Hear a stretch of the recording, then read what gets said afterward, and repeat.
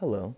Today we have Natalie, and she's going to show us how to use the C and G fork from BioSonics. These two notes together create a perfect fifth interval.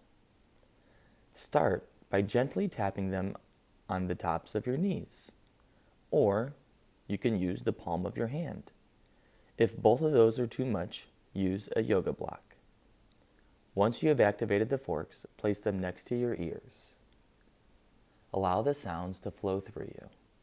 This can help relax a busy mind or an overstimulated nervous system. This has been shown to bring deep states of relaxation. Another way to enjoy the forks is to gently tap the corners of them together. As you see here, it's a very gentle activation.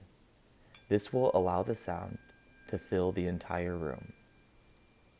One thing to keep in mind is if you activate them this way, do not place them next to the ears. It could be a little much and a little loud for some people. Thank you for joining us, and stay tuned for more fun videos.